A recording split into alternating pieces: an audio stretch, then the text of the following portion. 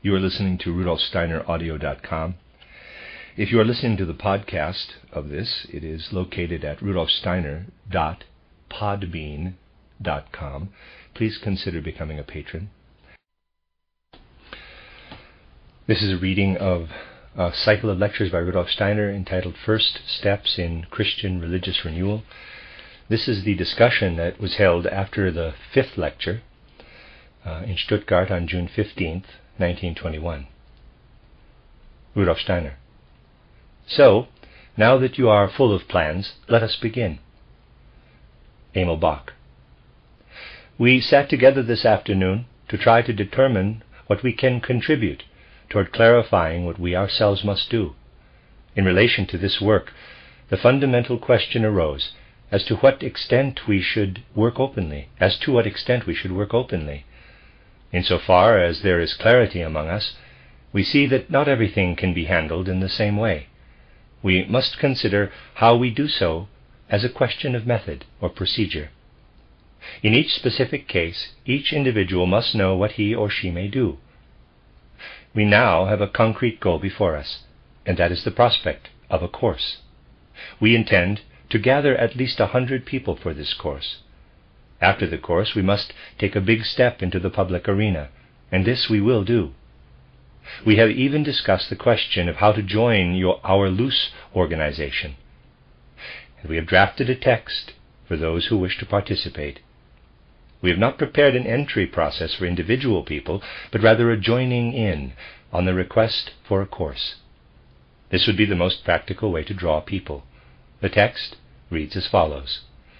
Quote, "The undersigned feels the desire to work together toward the awakening of a new religious life to overcome the present forces of decline, and hopes to attain this goal in a new synthesis of ritual and Christian teaching, and hereby registers for a course in religion to be led by Dr. Steiner, and commits to a strictly discreet handling of communications here received. Representative, name, address." Rudolf Steiner. When would you want to hold the course? Emil Bach. We decided to have it in September, if possible. I have been charged with the task of asking for an approximate schedule. Rudolf Steiner. With respect to my being available in Switzerland, it would be good to schedule the course at the same time as other events are scheduled to take place here. I have only a certain number of days that I can be away from Switzerland. It is a complicated situation. It would certainly be good if the course could be planned to take place at the same time as other events. We could consider September. Speaking to Ernst Uli. When are the events planned in Stuttgart? Ernst Uli. They begin the last 2 days of August and extend into September. Rudolf Steiner. How much time would your events require? Ernst Uli. 10 days. Rudolf Steiner. The course must have 14 days. Perhaps we could have 2 lectures a day. Ernst Uli. A different event is planned for each day. Rudolf Steiner. But not by me. Naturally, I can dedicate myself completely to this course, except when I am obliged to give lectures in the Congress. If I receive no other requests or demands, this could work. Ernst Uli. Yes, I hope there will be no such requests. As I said, we want to begin at the end of August, if it is possible for people to come then. Is there an event in Dornach immediately afterward? Rudolf Steiner. I checked, and the last day of events in Dornach will be on August 27th. A eurythmy performance, therefore, will not be possible on August 28th. We must, of course, have a rehearsal for Goethe's birthday program. We cannot have a eurythmy performance for Goethe's birthday that has not been rehearsed. August 28th will not work if you want to have the eurythmy performance. We could begin with the general work, but it seems to me that the time is a little too short for you. It is now the 15th of June. It could be possible to do this because there are still 2.5 months from now until September 1st. Also, it does not have to happen before September 1st. Do you think you will be ready by September 1st? Emil Bach. We hope to have 100 people by then. Rudolf Steiner. We may assume that you would be able to gather more people if you took more than 2.5 months. Emil Bach. We also have to consider people studying in the universities. Rudolf Steiner. Do you mean this is a difficulty? Emil Bach. It presents us with certain possibilities. Naturally, it is just a different set of possibilities. Rudolf Steiner. If you are not in a position to be ready by September 1st, beginning in the fall will be problematic. If you can only get people after the universities open, then again we will have to wait, probably until the second half of October and into November, I think. Is that not correct? Emil Bach. Then it is better to wait, because trying to get people when the semester has not yet begun is not possible for the most part. Would we be allowed to ask for a course if we were fewer in number? Rudolf Steiner. Yes, certainly. I will say that it would be most wonderful if we could hold that course in Dornach, if it would work and be financially manageable. That would be the best. It is naturally easier to give samples of ritual and so on there. Also, we would be more able to shape the course in Dornach. Last fall we successfully held the college course, Hochschulkurs, in Dornach. We tried to get the Entente countries to pay for the participants so that the members of the audience from Germany were our guests. Naturally, this would also have to happen with this course. Then it would only be a matter yet of seeking in some way to raise the money to cover travel costs.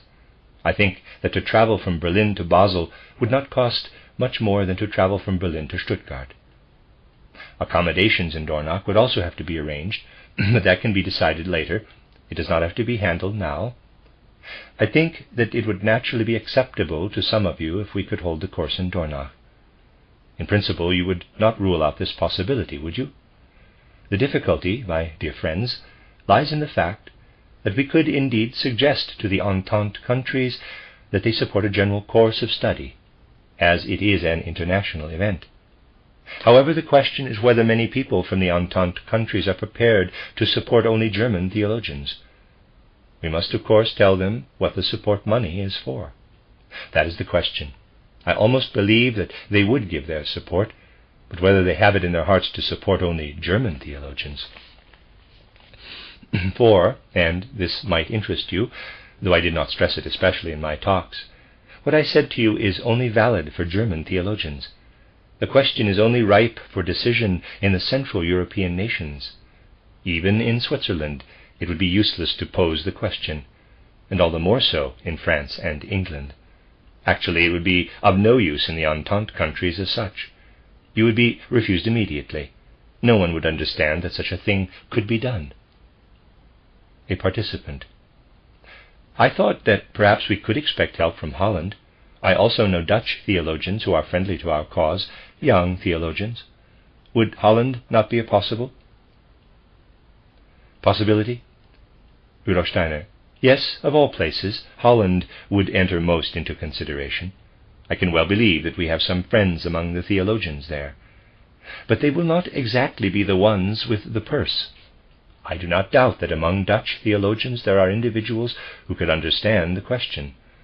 However, on the whole, no one has the heart for it. On the other hand, I think that the course can be financed from here.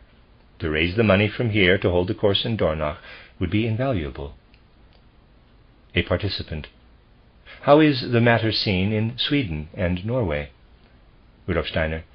I hardly think that you will find any understanding there. In Sweden and Norway there is an intense consciousness that reform can grow out of the Church itself. In Sweden, people gave me a direct promise to negotiate concerning this or that. The people there have the idea that they can actually reform the Church, and where this idea is still deeply rooted, it works very strongly. However, the idea is not so deeply rooted here in Germany. A participant. To begin with, we are not acting officially against the Church. The people in Sweden can safely assume that our work involves a movement that will be on a neutral basis with the Church. Rudolf Steiner. They would, however, ask you, what do you actually intend to do? Do you want to build independent congregations or work out of the Church? The minute you say that you want to found independent congregations, it will become very questionable for them. Holland is still the country that best enters into consideration. People in France and England do not understand it. In Switzerland it is totally out of the question. I think, however, that we will be able to get what we need from Germany. How we will do this financing cannot yet be discussed. We can do this just as soon as you are in a position of authority. We want to try. As I said, I doubt it can be done in foreign countries. You have no idea how terribly conservative Switzerland is. Thus there were almost no Swiss students at the Easter course, and Swiss theologians are simply naive. I do not believe, however, that what happened to me recently, just before I left, would happen to you.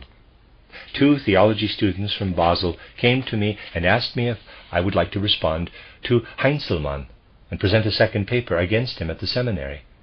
I cannot get involved giving responses. However, they were not in any way really committed to the idea. It did not matter to them. They also thought that I should give independent lectures. Then they began to speak about the issue itself, and that was really quite naive. One said, quote, "I recently read Luther's talks. If things were like that again, then things would be fine. Someone just needs to speak like Luther spoke." Close quote. Yes, there is a great deal of naivete among the Swiss theologians. Do you not have colleagues in Switzerland? No? The Swiss are intensely conservative. They will be a strong hindrance to the progress of Europe. In spite of that, which has nothing to do with our holding the course, I think it would be wonderful to hold the course in Dornach. We could schedule it in connection with other courses, so you could hear other lectures as well. But you must see to it that you get some more people. Emil Bach. Do we have to wait until we have 100 people? Rudolf Steiner. I have nothing against there being fewer people than that. I am not thinking the way you think I am. I think that however many people you get in 2 months, when it is not vacation but when the universities are in session, will be fine. It might not even be 80 people, perhaps only 60. Then we would do the course with 60. We would have the course transcribed by a stenographer, and those who come later would be obliged to read it. Therefore you must include in your formulation of the pledge of commitment the requirement that those who come after the course is over must read the course. We can do it that way, but I believe you have misunderstood me. I did not say that a particular number of people must attend the course. Emil Bach. It came from us that we have to add 200 people. Rudolf Steiner. I actually meant that you ought to have that number of people if you want to do something practical. Emil Bach. There must be 200 people who are prepared to be active. Rudolf Steiner. I can hold the course for however many people you can bring together in 2.5 months. Rudolf. Emil Bach. Would the course in Dornach be held at the same time as the college courses? Rudolf Steiner. We have not yet scheduled a college course. We will hold an art course and a series of events from August 20th to the 27th. Most of the people attending will be English, but naturally we do not want to limit it to the English. After that we are supposed to come back here to Stuttgart. That would be during the first 14 days of September. It would be possible to hold the course here in Stuttgart during that time. Emil Bach. And the second half of September would not be possible? Rudolf Steiner. No, because I must return to Switzerland then. Of course, if we could arrange to hold the course in Switzerland, we could well consider the second half of September. But I cannot yet say for sure today.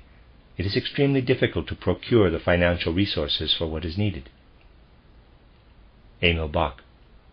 Perhaps by then we would already have Dr. Heisler's initial success in fundraising. Rudolf Steiner. Consider that if the course were to cost you 10,000 Reichsmarks here, that is very little. We could do it in Dornach for 10,000 Swiss francs, but due to the exchange rate, the 10,000 Swiss francs would cost 100,000 marks. We can collect 10,000 Swiss francs in Switzerland much more easily than you can raise 100,000 marks here in Germany. Emil Bach. However, it would not be a matter of paying for all of us. Many of us could perhaps pay for ourselves. If we could stay in some of the sheds, that would be perfectly good enough for us. Rudolf Steiner. We have accommodations. However, you would need to pay 4 Swiss francs per person per day. For 100 people, That would be 400 Swiss francs per day for 14 days. It would come to a total of 5,600 Swiss francs. Perhaps 6,000 Swiss francs would be needed. That would be 60,000 marks if raised here in Germany. It is quite possible that we can get it there in Switzerland. A participant. As far as the time is concerned, the end of September would be much better. Many students are then on their way to college. Rudolf Steiner. This is a question we cannot yet answer. I think that it would certainly be easier to hold it in Dornach. It could also be held here in Stuttgart, but it would have to be in the first half of September, and there would then have to be a break of 6 weeks before I could come again. Emil Bach. It would be worth a lot if we knew which dates we should plan for. We have discussed all the possible ways to get people to join us. According to our discussions up to this point, we are considering finding theologians by turning to pastors who are close to anthroposophy. We would do this by sending circular letters to all possible places. We have also discussed all the possible ways of approaching people in the universities, similar movements that want to reform the ritual, and also certain youth movements. People have already declared that they are willing and ready to do certain things. We attempted to divide up the German universities among us and saw that there are a few universities that we are unable to reach. We plan to make specific travel arrangements for a small number of us to travel to any such university city. Then we want to share with one another our experiences of the work of publicity or promotion. We will do this through the circular letter. And here we want at least to suggest that we put together a brochure that will give a brief orientation of what this work is all about, especially for those who could become our co-workers. We felt it would be practical for the brochure to contain 3 articles. These would be as follows. The first would orient people with regard to the overall cultural situation. It would be titled Intellectualism and Religious Life. The second would be about the ritual, and the third would be about communicating and imparting religious teaching. We have, to begin with, assigned at least 3 members of our group to each article, so that the best of the submitted contributions could be put together. Then study groups should also be formed everywhere for the purpose of studying copies of the lectures we have heard here. We have decided that it would be good if Ernst Uli would have each one of us sign a statement that we will use these copies properly, and that they will be for our use only. We decided that for the expanding group, I will personally take on the responsibility of getting the signatures of the new participants. When the signatures are collected, they can be given to Mr. Uli. It would be of great benefit to our group if we could receive from Dr. Steiner the content of the rituals that had been developed so far. When something appeared to be of value, even if it was not directly related to the course, but only indirectly related to the course, we could then send them to the various participants from our central office. In order to prepare for the founding and to support the activity of publicity and promotion, the idea also arose that we should hold concurrent lectures that do not publicize our work, but rather seek to bring about an understanding that a renewal of religion out of anthroposophy is possible. All kinds of suggestions came up. For example, it was suggested that one of us could travel with Haas Berkau Truppe, and then, after their performances, hold lectures on the relationship of anthroposophy to the renewal of religion. We could hold lectures wherever we were. And then I have a request that a certain general misunderstanding could be taken care of. Perhaps it is too much to expect. The misunderstanding is that it is generally thought that the relationship of anthroposophy to religious practice is not as positive as we have found it to be here now. We have found, again and again, that people in anthroposophical groups and elsewhere think that anthroposophy has a fairly negative relationship to religious practice. If these people could know about the main ideas that we have spoken of here, some of them would be amazed. For this reason, we want to ask you, Dr. Steiner, to hold a public lecture in the near future, if possible, about anthroposophy and the renewal of religion. And then, if it were possible, this lecture would be printed immediately afterward and be made available to the public. By this means, the positive stance that anthroposophy has to religion would be known publicly, and it would prepare the foundation for our work in every respect. Rudolf Steiner: do you think it would be especially good if I were to give the lecture? We must naturally consider how it will work best. From this point of view, it would undoubtedly be much better if such a lecture were given, and given well, by someone who is already involved in religious work. That would be better than if I gave it. I have nothing personal against giving the lecture myself. I would say what I have to say, but it would make a big difference if at the present time Mr. Rittelmeyer would give such a lecture. I would gladly speak with him about it, and I think he would be quite helpful. Ernst Uli: that coincides with an idea I had in connection with the Congress. I had the intention, if possible, to put a lecture by Dr. Rittelmeyer into the program. However, he is not well. Rudolf Steiner: Dr. Rittelmeyer is not well, and there is really not another person to be found. At least I cannot think of another at the moment. It would actually be good if someone active in religious work would give the lecture. Emil Bach: we discussed this and concluded that doing that would only increase the number of opinions that have existed up until now by one more. The theologians who are close to us are not unified in their opinion, and there is, as far as I know, always the Heisler-Geyer opposition there. Rudolf Steiner: I do not know about it.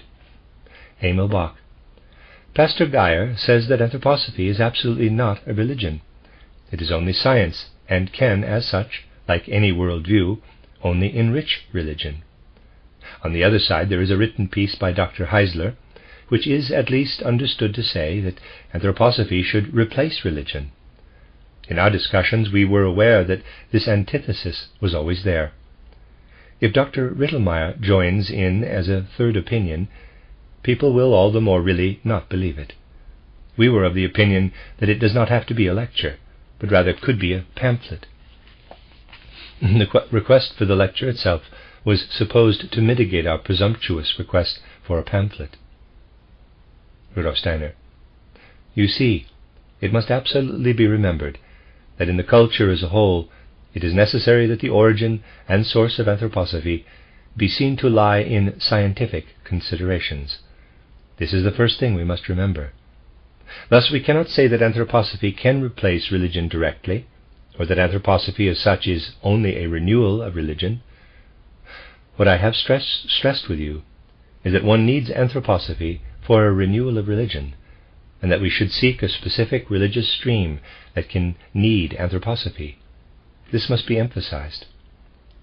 Hermann Heisler: the antithesis arose because Geyer said, quote, if I accepted everything that Dr. Steiner says, religious life would have absolutely no meaning for me. Close quote.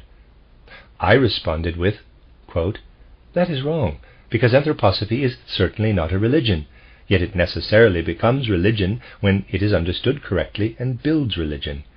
Close quote. When theology is correct, it strives toward religion. It does not matter what theology I have. The same is true with regard to anthroposophy. Rudolf Steiner: you see, in the case of Geyer, we have to take into account the fact that, above all, he does not want to come into conflict with officials of his church. Geyer's standpoint is not that he absolutely does not expect for himself essentially religious impulses from anthroposophy. On the contrary, he has received many religious impulses from anthroposophy, and doubtless he has also received impulses for his sermons. However, he had to say what he said, because if he does not draw this line of separation, he would be thrown out of the church. His church does not want a new content to show itself in their religious work. Therefore he says that his concern is only about God, and not about the world. Yet in reality, please excuse me, that is nothing but foolishness. God concerns himself greatly with the world. He created it. I do not know how people can concern themselves, please excuse the analogy, with the woodworker without concerning themselves with the woodworking. It is simply absurd. But one must commit absurdities if one does not want to be thrown out of the church. A participant. Pastor Geyer held a lecture, and it was quite obviously an attack against Pastor Heisler. If still another minister comes out with something, it will only give the impression that it is only another opinion. What is important is that something is said that will really stand. Rudolf Steiner. Take the tenor of how these things are being said. If a real difficulty exists, I will indeed do it myself. However, look at the tenor. It is as follows. One says that anthroposophy appears to be claiming to be founding a religion. This cannot be, because never can a content such as anthroposophy brings found a religion. Gogarten, for instance, says, yes, anthroposophy wants to found religions. In those circles no one would wonder if I myself would explain that anthroposophy can bring a renewal of religion. That changes nothing. Rather, the whole discussion gets started up anew. If, however, Dr. Rittlemeyer would give the lecture, he is basically already pushed out of the church, and yet is still within it because he is so greatly loved by his large congregation. If he were to do this from his own standpoint, as a representative of the Protestant Church, which he feels himself to be, I think that it could really work. You could try even something somewhat more daring. I think that Dr. Rittlemeyer would help if it were a matter of writing a brochure. He can write. You could also think about uniting both ideas concerning this task, that I do the one part and someone else does the other. Perhaps that would not be so terrible.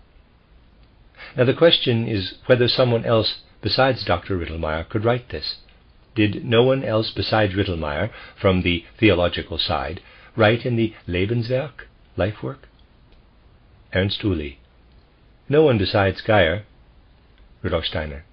Geyer wrote in that, and we actually have no other Protestant theologians except Rittlemeyer and Geyer. A participant. There are a few, but they are no longer in the public to the same extent. Scherer is an example. Rudolf Steiner. Yes, Scherer created a tremendous to-do.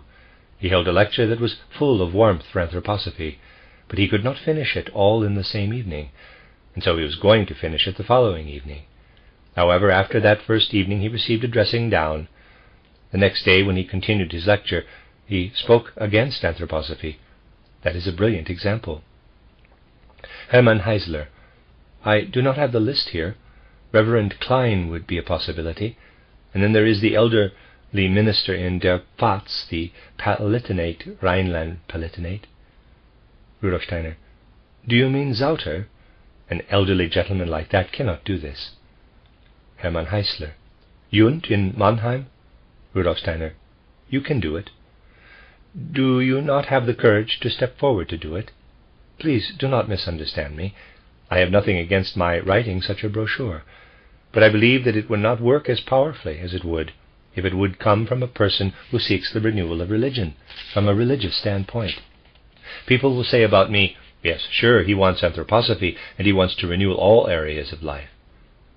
For I have already given very many lectures on the renewal of religion. They simply have not been printed.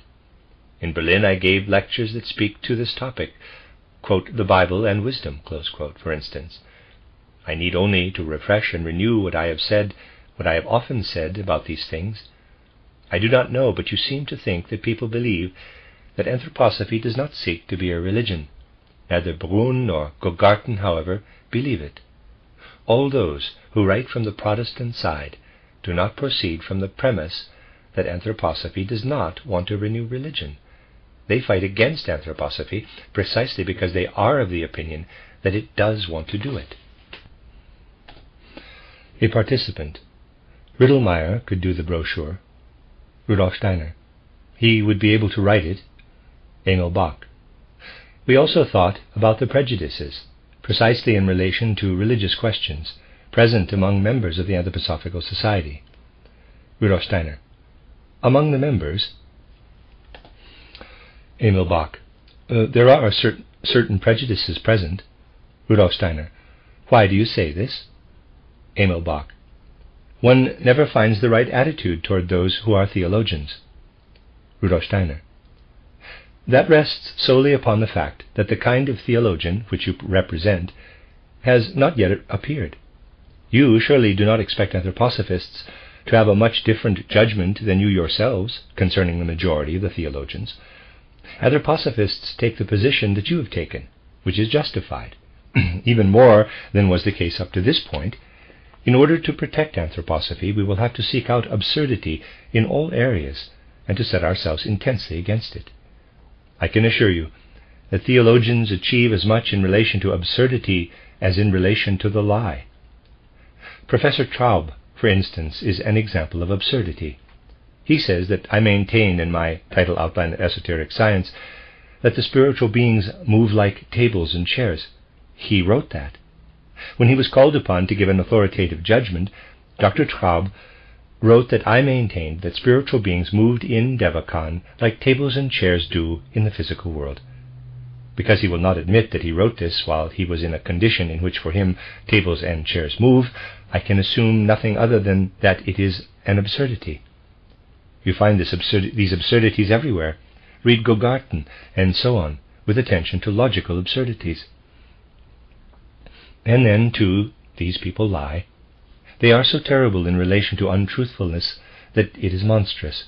It is really true. Read in what totally roguish manner a Protestant church newspaper, the Stuttgarter Evangelische Sonntagsblatt, the Stuttgart Evangelical Sunday paper, which invented the whole matter about Bernard of Clairvaux, took up Rittelmeyer's response to the story and took advantage of it. One must pay close attention to what untruths they came to. They are capable of doing the following. I believe I am presenting this correctly. Dr. Rittelmeyer responded to the claim made in the Sunday News that I, out of gratitude for his having written titled The Life and Work of Rudolf Steiner, called him the reincarnation of Bernard of Clairvaux. He responded by expressing his amazement that someone would claim something so untrue in the Sunday News. In the news this became that Rittelmeyer was amazed that I called him the reincarnation of Bernard of Clairvaux. They turned it around to say that he was amazed that I did this. They are such shrewd liars. It is all so cleverly done that one cannot expect, because theology is so unclear, that people appreciate the untruthfulness of it. It is not a matter of a person somehow rejecting religion as such. There are people among us who do such things, but it is not in any case relevant. The reality is only that because of various events it has been made impossible for us to cultivate what has to do with ritual any further. Before the war, World War I, we cultivated it to a certain extent. In Zeiling's brochure, which is also untruthful, you find that stated. And we did do it. We can even speak of having experience of it. It is true. Since I have been working in anthroposophical circles, there have been at most 8 or 10 people leave their church. That is a very small number. We have 8,000 members, not followers, and 8 or 10 people are naturally very few in comparison. The number of people who have left their church is limited to these few. They left for various reasons. Recently someone wrote to me and asked if I would advise him to leave the church. I advise no one to leave the church, also not Catholics. I do not advise Catholics to do this, because according to the Catholic Church's current view, they do not have the right to leave. I am being serious. Given the dogma of infallibility, Catholics do not have the right to leave the Catholic Church, because a decision was made ex cathedra that Catholics cannot leave the Church. Catholics are simply within the Church, even if they claim to have left it. Since the institution of the dogma of infallibility, such things are possible. It seems to be a strange theory, but it is absolutely correct in the eyes of Catholicism. As a Catholic, one cannot leave the Catholic Church. Hermann Heisler. Aren't the Catholics automatically excluded if they do not follow the requirement of the Easter Confession? Rudolf Steiner. That is not stated anywhere. The Catholic Church has also never asserted it. Hermann Heisler. Catholics have told me about it. Catholics say that it is taught in the Catechism. Rudolf Steiner. Yes, it may indeed be taught, yet you know that many things are taught and said. I recall only the conversation between a parish priest, who serves in the world in a parish of the Jesuit order, and a priest of the Jesuit order. The Jesuit said, quote, "Under no circumstances may a Catholic priest read newspapers, because they are godless today." Close quote. The priest, who is out in the world and freer in his views, replied, quote, "How should we then preach? We must know something of the world when we preach, and we can do that only if we read the newspapers, and yet you preach about everything." Close quote. The Jesuit reiterated, quote, "I do not read newspapers." Close quote. The parish priest then said, quote, "But you know what is going on in the world." Close quote. The Jesuit repeated, "I read no newspapers." Close quote. To which the parish priest finally asked, "Yes, well, how do you do it then?" And the Jesuit said, "I let someone read it to me."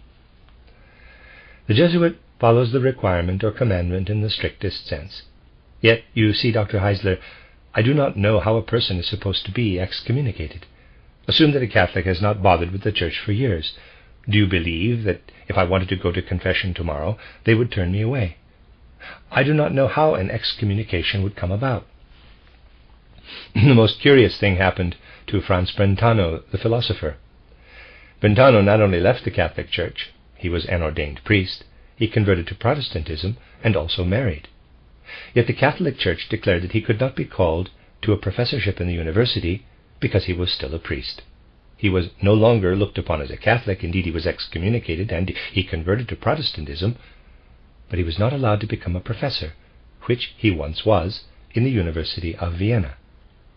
Brentano was professor of philosophy in the university, having been called there in 1873. Then he wanted to marry, but he could not, because Austrian law forbade the marriage of priests. Thus an Austrian citizen who is a priest may not marry. Brentano became a Saxon citizen and a Protestant and married a Jewish woman. Therefore he had to give up his professorship. They promised him that they would call him later, but they never did, because the Catholic Church protested. The Church explained, quote, "He is a Protestant, yet at the same time his ordination is not taken away from him, and a priest who behaves in such a manner may not become a professor in Austria."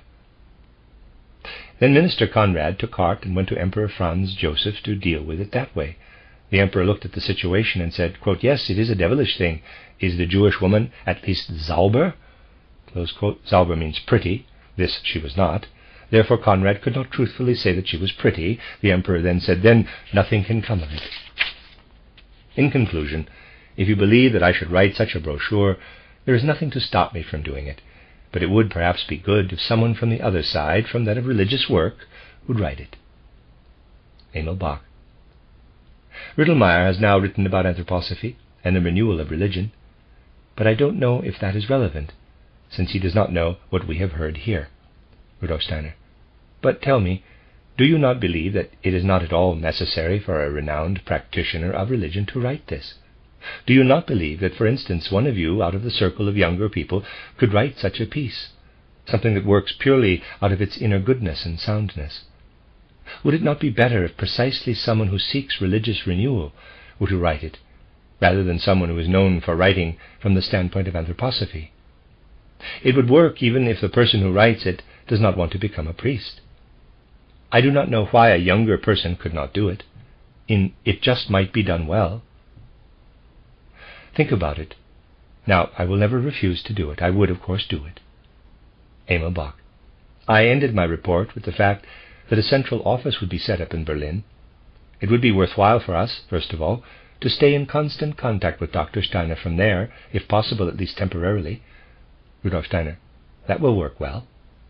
Emil Bach. Next, we have something that reaches into Dr. Heisler's domain. We tried to draft a fundraising flyer, but have not yet finished it. I would now ask Dr. Heisler to report on the fundraising plans. Hermann Heisler. We were aware that we should begin according to a plan, that we should begin by going to places where we have acquaintances. We will enlist these acquaintances from among the anthroposophists. It is not good to approach the branches officially, but rather we should seek out from among anthroposophists several people from whom it would seem appropriate to obtain addresses of people to approach in order to raise money.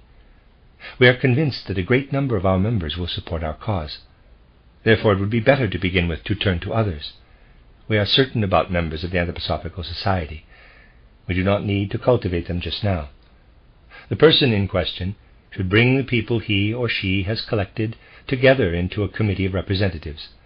These people will receive directions, and then they will work on from there. Rudolf Steiner: I would indeed advise that you do not go to the branches officially, but rather on a personal basis, and that you put much effort into getting members to give you addresses of non-members. I would very much advise this. You will find that there are quite a lot of people who do not want to become official members, but who care a great deal about doing something in this direction. Unfortunately, it is a little too late for a totally fruitful collecting of money. This will of course not hinder you from achieving a great deal in spite of it. It is quite remarkable how strong 2 or 2.5 years ago the striving was, precisely in Germany, for people who had money available to give it to such causes. A large number of wealthy people at that time said, quote, "We absolutely do not want the state to take our money from us." Close quote. Kaiserling's cause lives solely from such money. Quite a lot of such people gave to his cause at that time. Hermann Heisler: Is not this picture still relevant? Rudolf Steiner: It is no longer as true as 2 years ago, but you can still find it. Hermann Heisler: Business people have quite a lot of money in their cash boxes. For them, spending their money is a real art now, and so perhaps they will give it easily. Rudolf Steiner: In addition, there are no taxes. There were no taxes before. Now the stupid taxation enters in. I do not doubt that you will raise money for this work. The situation is different for the Kommende Tag to receive money. You are more likely to get money for such a cause as yours. Hermann Heisler: Then I also considered Austria. I plan to begin in Baden. I would go first to Freiburg, where I have something specific in mind. Then I would like to go up north and travel down along the Rhine as far as Köln. I think this will take a good month. If this effort is to be fruitful, it must happen quickly. It is urgent, and it is impossible to do it all myself. If the course is to begin already at the beginning of September, then I have hardly 1 month to do this. August will be very bad.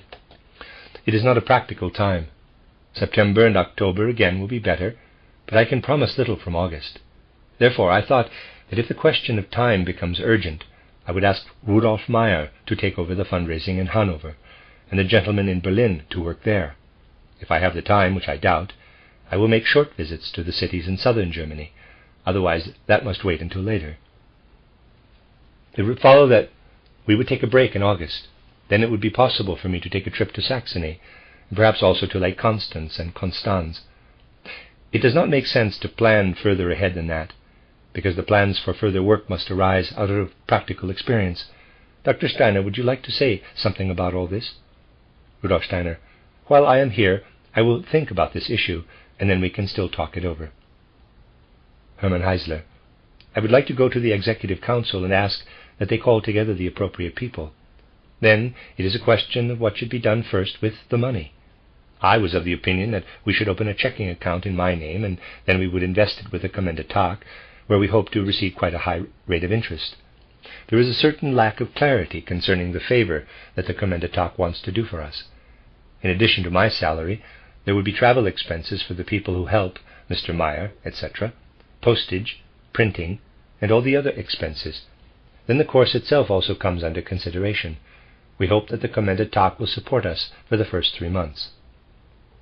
Rudolf Steiner: I have engaged the Kommende Tag only for your position. You must cover any additional expenses out of the money you bring in. I thought the Kommende Tag would bridge the gap, but that, under the circumstances, would then be reimbursed for travel expenses later. You must enter into a much more thorough agreement with the Kommende Tag than I have. I had to be satisfied with getting this much. Hermann Heisler: Yet I hope, Rudolf Steiner, whoever says A once in a while will also say B, if it is begun correctly. Hermann Heisler: We thought that would be the first effort, to have people everywhere to whom we can turn. Then we would take up the production of and sending out of a circular, the obvious further work. After this whole work is accomplished comes the course. After the course, the main thing is the spiritual work.